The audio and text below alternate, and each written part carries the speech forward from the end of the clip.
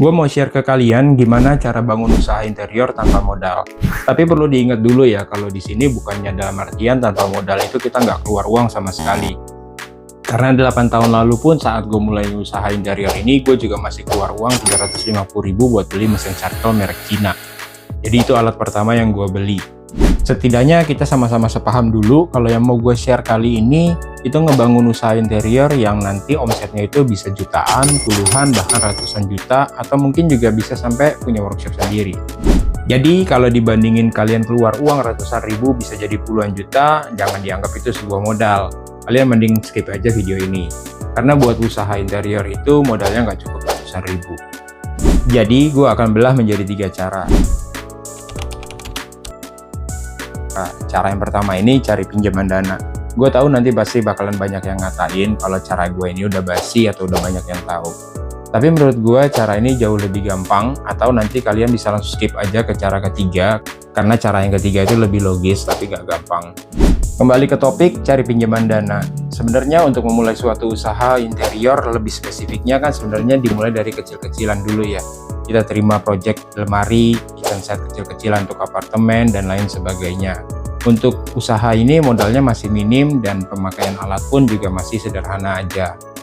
Dan untuk pengerjaan pun juga sebenarnya kita bisa kerjain di rumah, misalnya di halaman, dan kita juga nggak perlu punya workshop yang gede-gede. Nanti mengikuti seiring berkembangnya usaha kita. Bisa pinjam ke saudara, orang tua, atau temen, ya nilainya juga masih 2-3 jutaan buat kita investasi di alat. Nanti kalau misalnya kita dapat project, ada keuntungan, kita investasiin lagi ke alat, ulang-ulang gitu terus sampai nanti kita udah keuntungan lebih, nanti baru kita pertimbangin untuk punya workshop.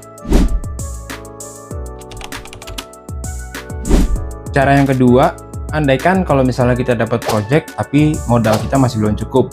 Oke, alat kita udah punya. Nah, ini kita bisa ngajuin sistem tempo ke supplier. Jadi kita ambil dulu ke supplier barang-barang kebutuhan misalnya seperti triplek atau kebutuhan untuk pengerjaan produksi interior lainnya. Nanti kita bayarnya di belakangan. Jadi nanti setelah kita dapat project, kita bisa langsung bayar ke suppliernya. Cara ini sebenarnya gampang-gampang susah karena di sini modalnya itu kepercayaan. Coba teman-teman cari, kalau misalnya kita punya workshop atau tempat tinggal, cari material yang terdekat. Jadi mungkin ada kepercayaan lebih karena dia udah tahu di mana tempat kita berusaha atau tempat tinggal kita. Kita masuk ke cara ketiga atau cara yang terakhir. Dan ini yang tadi gue infoin di awal, kalau cara ini sebenarnya lebih logis, tapi mungkin nggak gampang buat dilakuin. Jadi kita bisa minta down payment ke konsumen. Ini juga balik lagi ke kepercayaan ya. Jadi kalau misalnya konsumen udah percaya sama kita bisa down payment untuk membeli material misalnya triplek atau engsel dan lain-lainnya. Itu nanti sistemnya itu bisa kita penuhi dulu untuk kebutuhan kita beli material, atau bisa juga terpenuhi untuk dari upah atau ongkos jasa kerja kita. Ataupun juga kalau misalnya teman-teman ternyata bisa lebih meyakinkan atau mendapatkan kepercayaan lebih, bahkan bisa sampai down payment itu 100% kita produksi baru kita kirim. Coba dipikir-pikir dulu aja cara mana yang paling cepat atau paling gampang buat dilakuin.